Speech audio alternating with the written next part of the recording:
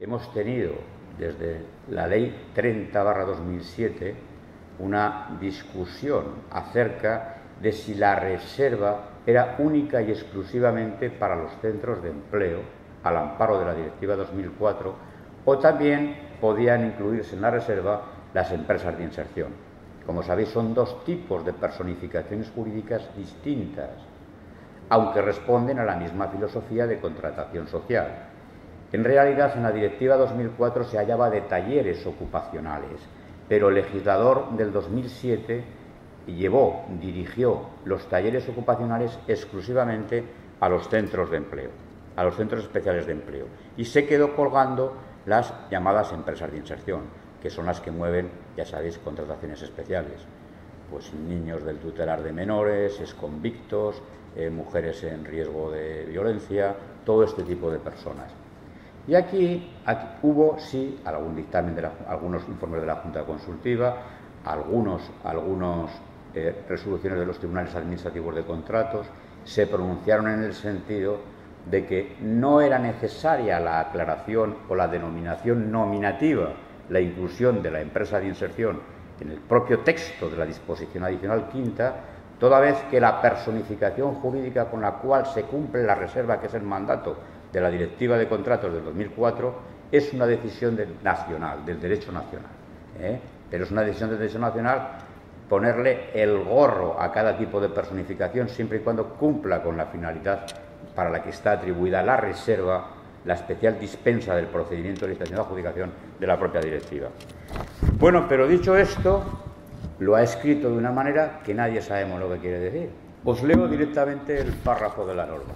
La norma dice que se podrá reservar, que habrá obligación de reservar, a condición de que al menos el 30% de los empleados de los centros especiales de empleo, de las empresas de inserción o de los programas sean trabajadores con discapacidad o con riesgos de exclusión. Bueno, ¿qué ocurre? Que aquí con el 30% no eres considerado, no te pueden considerar centro especial de empleo, porque la ley exige, para ser centro de especial de empleo, que el 70% del personal esté en esas circunstancias. Y en el caso de las empresas de inserción establece un doble juego. Los 2 primeros años el 30% y a partir del tercer año el 50% tienen que estar reuniendo las condiciones especiales. Si no, no adquieres la condición. Luego, ¿qué se quiere decir aquí? Y aquí se ha abierto un mar de interpretaciones, sobre todo por las empresas afectadas por el tercer sector. Y aprovecho para decir que el tercer sector, todos los que nos dedicamos a la contratación pública, tiene problemas serios de configuración respecto de la contratación pública, que no pueden ser resueltos pliego a pliego. Luego comentaremos una de las resoluciones acerca, en esta materia, de la aplicación del IVA en el precio de las ofertas de empresas del tercer sector, que sabéis que están exentas. Qué lío y qué juego hace todo eso en relación con el resto de los licitadores o candidatos a la adjudicación de un contrato que sí que están sometidos a la fiscalidad del impuesto sobre el valor añadido.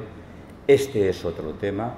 ¿Qué condiciones son las que realmente deben de garantizar para la reserva de un contrato, que en definitiva es un acto potente desde el punto de vista de los principios de la contratación, porque significa que lo adjudico directamente o exclusivamente entre un ámbito de esa naturaleza? Pero además, en esta ley, y esto es lo que más, con independencia de los problemas que os digo de qué significa ese 30% y cómo se encaja en los mínimos de la legislación propia de estas sociedades, que por cierto está en la Ley General de Derechos de las Personas de Discapacidad, que también se modifica la remisión de la prohibición de contratar por incumplimiento del personal que obligatoriamente tienen que tener las empresas en función de su número de personas. ¿Qué hay aquí detrás? Y este es el mensaje que nos preocupa o que debemos conocer los que nos dedicamos a la contratación. Y yo os hago una pregunta que nadie sabe responder. ¿Qué es mejor y más concorde con los principios de la contratación, de la eficacia, de la eficiencia y de la garantía en la ejecución de un contrato? ¿Qué es mejor? ¿Reservar directamente la adjudicación o imponer la obligación de subcontratación de parte de este tipo de empresas. Esa es la cuestión. ¿Es posible cumplir esta finalidad social a través de la figura de la obligación de subcontratación de empresas determinadas para parte de la prestación del objeto de la licitación? Esto es lo que se ha venido haciendo. ¿Y por qué se ha venido haciendo? Y aquí hay una hipocresía absoluta. Porque no nos engañemos. Cuando se reserva un contrato, la ejecución de ese contrato requiere una supervisión importante, requiere una asignación de carácter tuitivo de un responsable de verdad sobre que la reserva cumple la finalidad, no solamente de la prestación en sí misma considerada desde el punto de vista de la necesidad de la entidad o del poder adjudicador que contrata, sino también de la finalidad que esa reserva pretende, que es lo que te está diciendo la disposición adicional. Este tema forma parte de toda la complejidad que tiene en sí mismo el tercer sector. Y está muy vinculado, o totalmente vinculado, a todo el tema de la aplicación de los criterios sociales como criterios de adjudicación, como condiciones especiales de ejecución o como criterios de selección. Y lo que nos está diciendo el legislador, pero a ramalazos, hoy una cosa, mañana otra, es indicar, oiga, las administraciones que tengan esta preocupación se tienen que hacer un planteamiento general de sus inquietudes o de sus políticas sociales transversales y saberlas ubicar debidamente. La disposición adicional quinta, con eso termino esta primera modificación, nos induciría pues a plantearnos que cuando contratemos tenemos que ver no solamente el contrato que estamos licitando, sino nuestra contratación general, a ser posible al año y mucho mejor en el mandato en relación con aquellas políticas transversales que quieran hacer nuestras entidades locales y cómo se ubican dentro del ámbito de las políticas sociales y en especialmente de aquellas que puedan ser objeto de una reserva contractual en los términos de la disposición adicional quinta. Hay un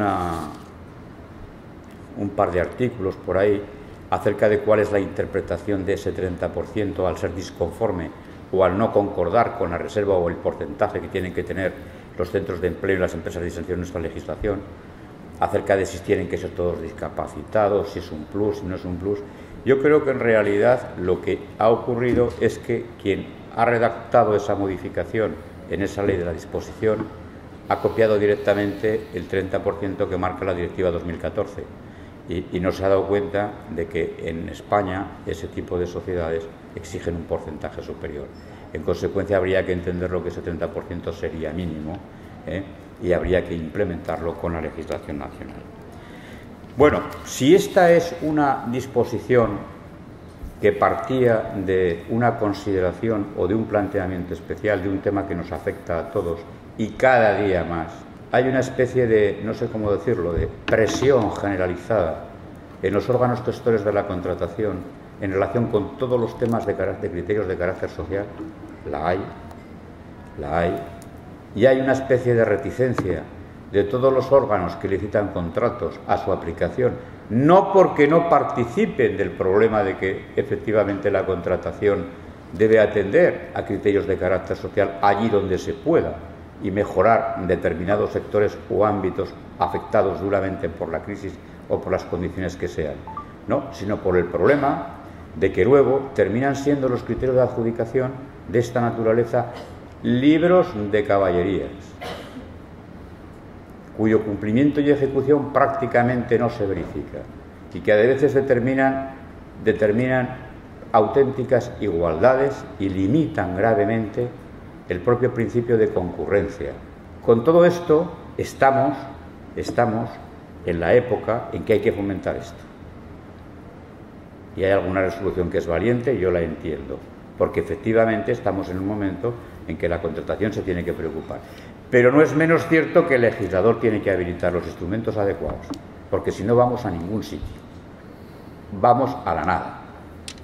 Mirad, en relación con esta misma materia, Hace un mes, en uno de los debates de la Junta Consultiva de Aragón, se planteó un instrumento que se exige ahora de una manera muy habitual en los criterios de adjudicación de políticas sociales junto a la reserva: la obligatoriedad de tener un plan de conciliación familiar como criterio de adjudicación en general. Se levantó como un puma el representante de los empresarios de la pequeña y mediana empresa, que es un vocal de la Junta, y nos dijo: si se exige eso, el 90% de las pymes no puede concurrir. Y preguntó: ¿alguien sabe lo que cuesta en Money un plan de esa naturaleza, su verificación, control, y que te lo apruebe el organismo competente en Aragón? Nadie lo sabíamos. Pues estáis siguiendo lo que no sabéis. Y eso mismo limita su propio precio de elaboración y de encargo, limita, para además prácticamente no concretarse ni comprobarse su cumplimiento, limita a las pequeñas y medianas empresas que yo represento de una manera enorme, cierta y clara. Bueno, con eso termino esta primera disposición y paso a otra que también tiene su intríngulis. El 11 de septiembre, 2 días después del anterior, se produce una norma, también una norma de estas que es el Decreto Ley 10/2015, que era un decreto de concesión de créditos extraordinarios y suplementos, pero que adopta una serie de medidas en materia de empleo y de estímulo a la economía, y se cuela ahí un párrafo de modificación del artículo 75.1 del texto refundido de la Ley de Contratos del Sector Público. Además, desde el punto de vista de técnica normativa, esta modificación era una carajada, una zanganada de técnica jurídica, porque ese artículo 75, como sabéis, había sido modificado por la Ley 25/2013 de la factura electrónica y no había entrado en vigor, estaba en el sueño de los justos esperando la aprobación del reglamento que le daría vida y aplicación, vigencia a la norma. Y curiosamente, este 75 se modifica con un añadido que entra en vigor al día siguiente, cuando el precepto general no había entrado en vigor porque estaba pendiente de la aprobación reglamentaria. Estas son las cosas que nos pasan día a día. Y, claro, y luego nos preguntan: oiga, ¿y cómo no tiene usted las cosas ni los pliegos en condiciones? No hay Dios que lo pueda tener esto, porque no se puede directamente aplicar. Y fijaros que esta disposición es de un calado absoluto, y que además es una norma que te obligaba teóricamente a replantear el tema de la solvencia, ni más ni menos. Que es que eso no es cualquier cosa, que es que eso no es un anexo del pliego. Es que la solvencia entronca directamente con la aptitud para contratar, junto con la capacidad, que es que eso es la piedra filosofal de quién puede venir al contrato. En consecuencia, eso no puede ser que vaya por ahí como cosa de barajas y de cualquier manera cualquiera toque, ahora robo yo, cambio el palo. No, señor, eso tiene que estar cerrado, tendría que ser sagrado. Pues fijaros, en ese artículo 75 se introduce un párrafo final que hay que leerlo despacito. Primero, porque el autor no es precisamente Azorín. Segundo, porque no, esto ya sí que a veces puede causar gracia, pero es que a mí se me cayeron las gafas cuando lo oí. Porque claro, o sea, yo llevo en esto casi todos los días ya, y me estoy volviendo tonto o lo soy de nacimiento, no entiendo a la primera, y me sabe mal o me excito, si no entiendo una cosa con la que trabajo a la primera. ¿Qué me está usted diciendo? Y no me lo saben explicar tampoco. Y bueno, os voy a dar mi interpretación, porque aún no me ha explicado nadie con claridad por qué se modifica este precepto. Y ya no pregunto casi nunca por el contenido textual, literario del producto, sino: ¿es posible conocer el autor de este suelto? Para preguntarle directamente y no andar perdiendo el tiempo en ir y venir por aquí. Bueno, fijaros, dice este párrafo, que está a continuación de la definición del patrimonio neto, como medio adicional a los previstos en las letras anteriores. Las letras anteriores son las que definen la solvencia económica en función del valor anual de negocios, del patrimonio neto y del seguro de riesgos profesionales en los contratos de servicios. Luego haré también una referencia a esto. Dice: como medio adicional a los preceptos en las letras anteriores, de este apartado, el órgano de contratación podrá exigir que el periodo medio de pago a proveedores del empresario siempre que se trate de una sociedad que no pueda presentar cuenta de pérdidas y ganancias abreviada, no supere el límite que a estos efectos y que a estos efectos se establezca por la orden del Ministro de Hacienda, teniendo en cuenta la normativa sobre morosidad. Esto va dirigido a alguien y esto viene fruto de algo. Y hay que empezar a, bueno, vamos a ver qué ha pasado, quién estaba hoy aquí, qué ocurría. Hay unos silencios cuando preguntas impresionantes. No hay manera de saber nunca quién está detrás de una modificación. Va uno a los diarios de sesiones y tampoco se encuentran, porque normalmente los que finalmente introducen se tapan, como los malos toreros, una barbaridad. Y claro, no hay manera de dar con ellos. Fijaros, esta disposición tiene un calado importantísimo. En primer lugar, fijaros que el artículo 75 supone una revolución, o suponía una revolución, cuando se diseña desde la Ley 25 del 2013 de la factura electrónica en todo lo que es el régimen jurídico de la solvencia. Y suponía una revolución porque era un disparate, y es verdad. ¿Qué era eso de que la solvencia económica se acreditaba con una declaración financiera de un banco? Pues una cantada, una zanganada, pero ¿cómo va a ver que todos los bancos, este señor es buen pagador y tal? Menos, ¿quién no obtenía un papel de esa naturaleza? Era un papel intrascendente, eso no tenía ningún sentido.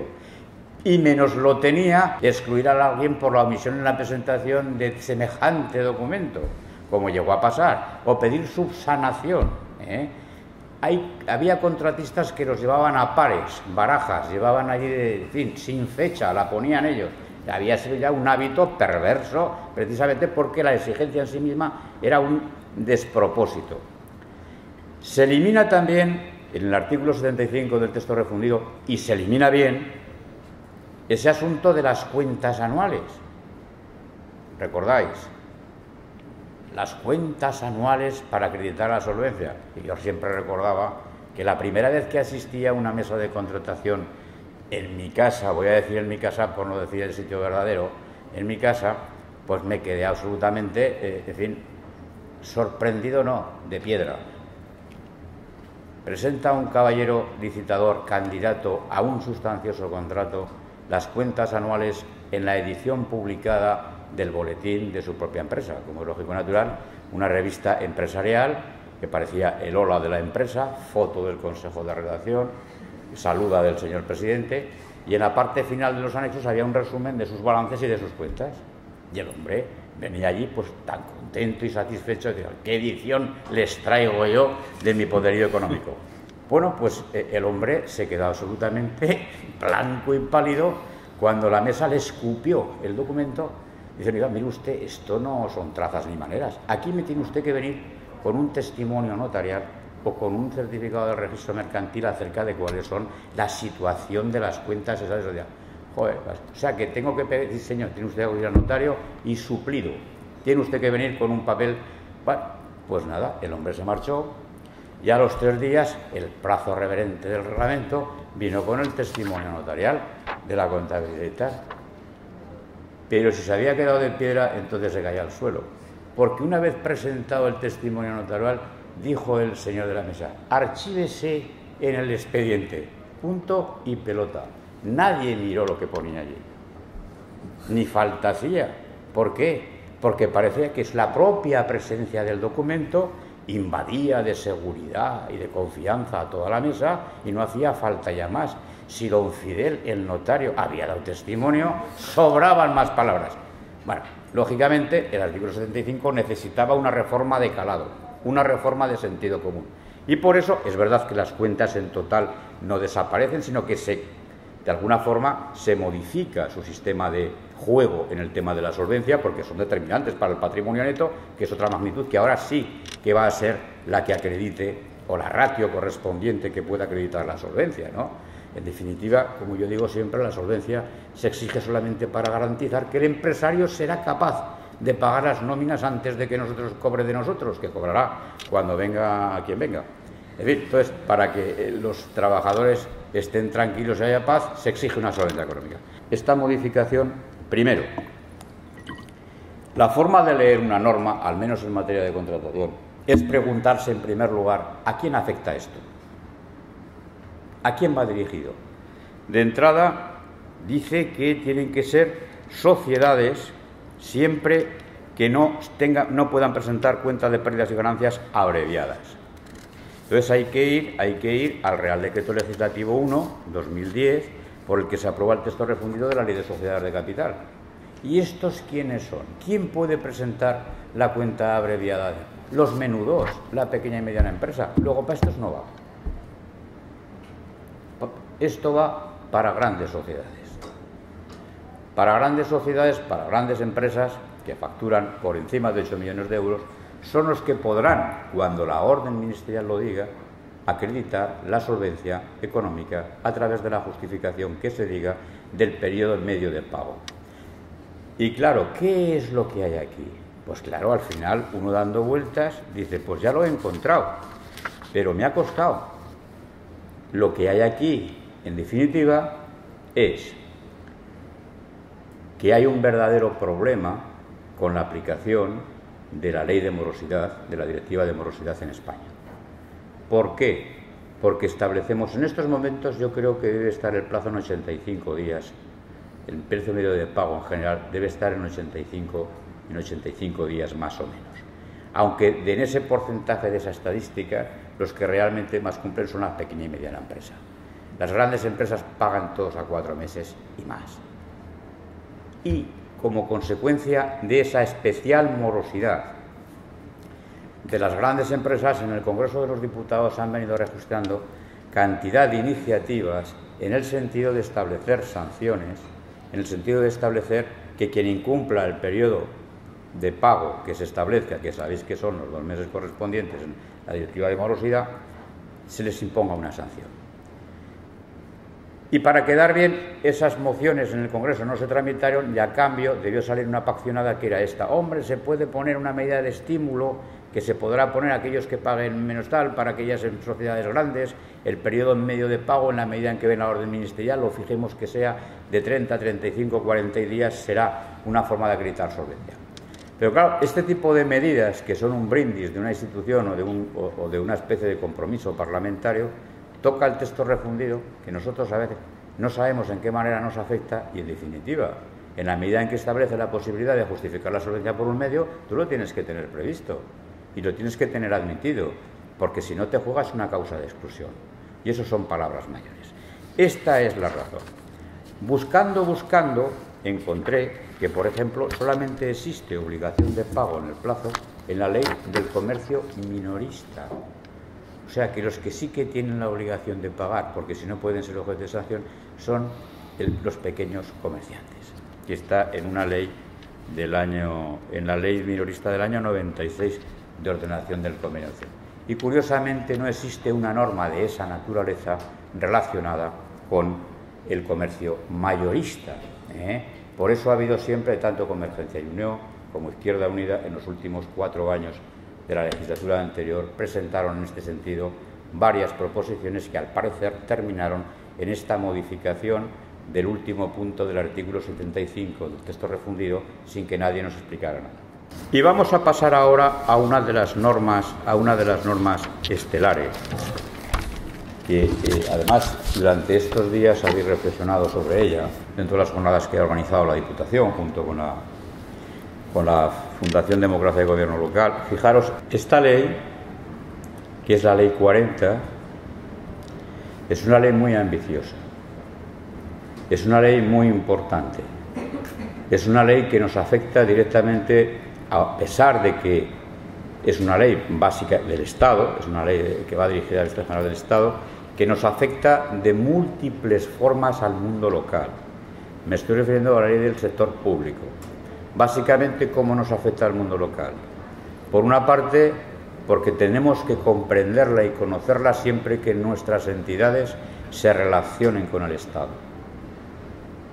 Los consorcios, si tenemos un consorcio en el que participa una entidad, alguien del Estado, hay que abrigarse. Los convenios, 3/4 de lo mismo. Las previsiones que establece en relación con los convenios para los informes de los servicios jurídicos, la intervención, que están así, está poblada de informes que no se sabe qué carácter tienen, pero hay una especie de reforzamiento prusiano de las antiguas alegrías y liberalidades. Aquí no se va a poder ir solo, nunca ya más, a firmar un convenio. Hay que ir con la cuadrilla entera. Y cada uno en su papel y en su función.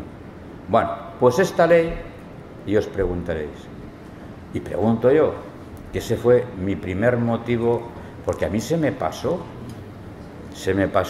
que la Ley 40 establece una disposición adicional 9ª que le pega un meneo al texto refundido de la Ley de Contratos del Sector Público que lo deja temblando, pero así de claro. Y además, para más INRI, así como la Ley 40 se mandaba su entrada en vigor a calendas grecas al 2 de octubre del 2016, que por cierto, pero qué manía es esa de legislar para dentro de 4 años, ya lo hará el que esté. Hemos pasado de esta ley entrará en vigor al día siguiente, porque no puede entrar hoy, a esta dentro de 2 años, esta parte dentro de 4. Esto es una técnica legislativa que nos tiene a todos absolutamente hundidos en la mayor de las lamentaciones, porque tenemos unas situaciones de derecho transitorio insoportables. Vamos a ver en esta ley un caso que no lo había visto yo nunca. Una previsión legal cuyo derecho transitorio entra en vigor más tarde que la propia previsión. Eso es una cosa ya para mayores con cicatrices, una cosa muy especial, a través del juego de varias disposiciones, porque hay que ser un poco mago para ver el derecho transitorio cómo va. Bueno, ¿qué hace la Ley 40? Mirad, la Ley 40 introduce 3 o 4 modificaciones de calado.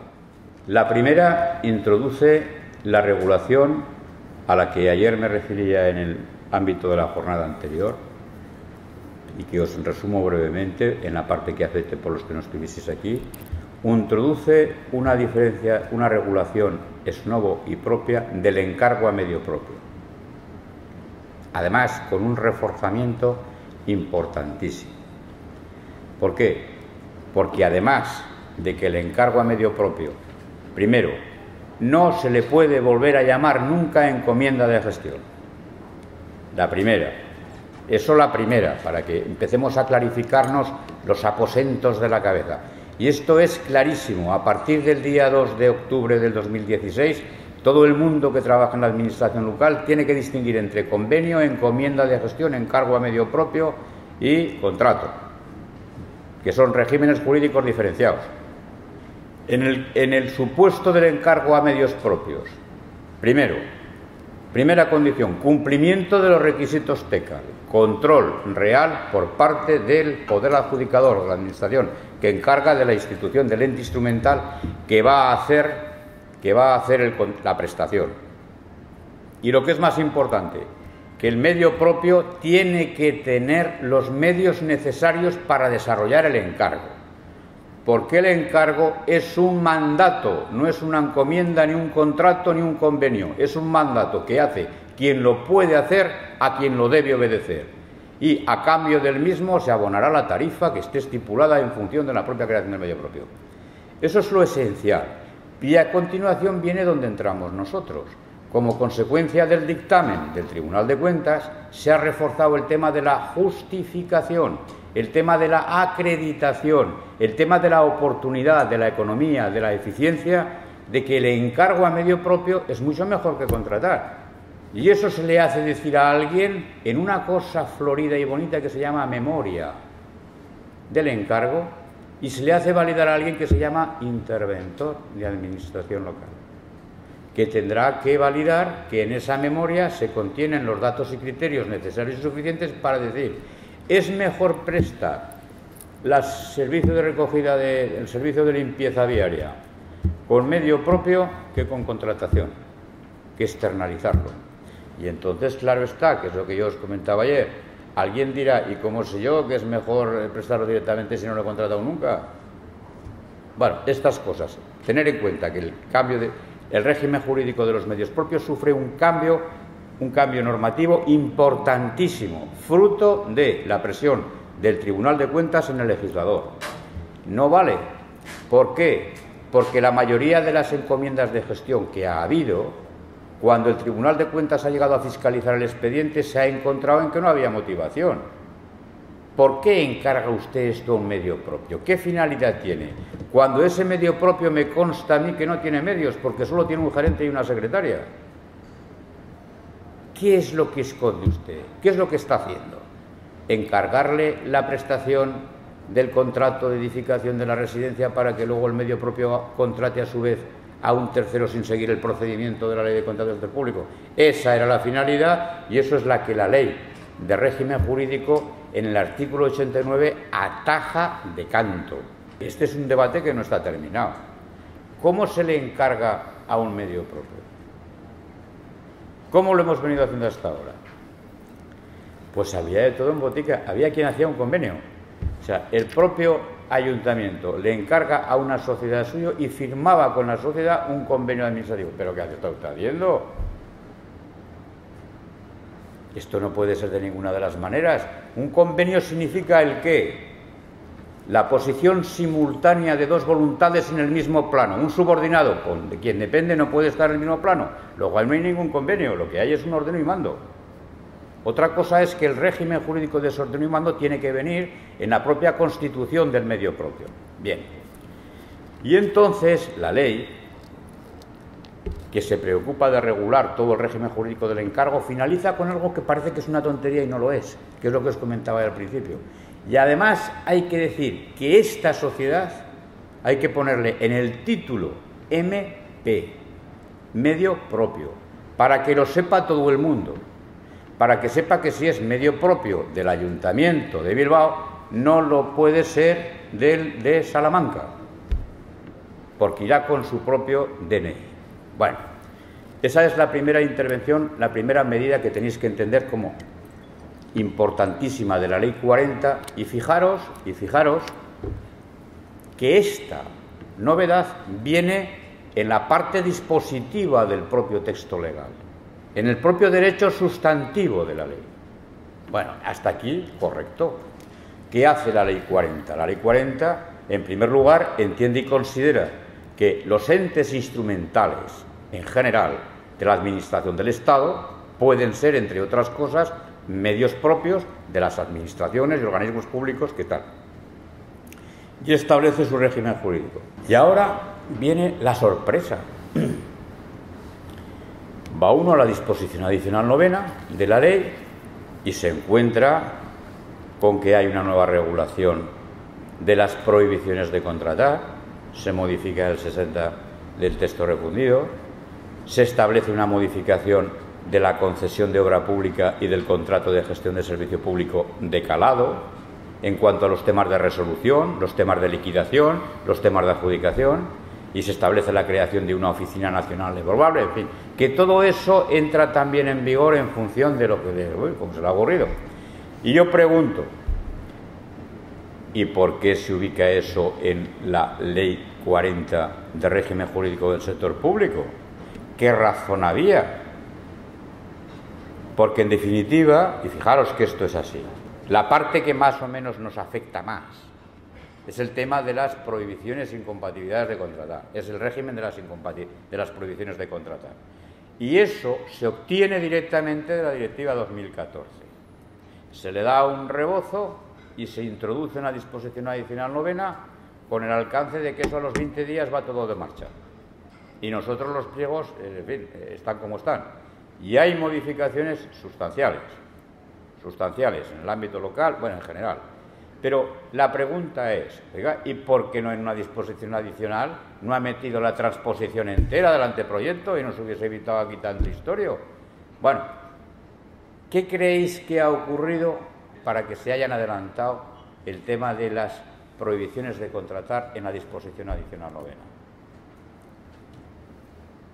Pues es un puro pasmo de carácter político, porque en los momentos en que se está con los conflictos de corrupción, con los problemas de adjudicación, con los problemas de, bueno, ya veis lo que está ocurriendo, alguien decide que como una medida urgentísima que no puede esperar más es trasladar no solamente lo que es el tema de las prohibiciones de contratar, que ahora examinaremos alguna, sino también eso que se llama el conflicto de intereses.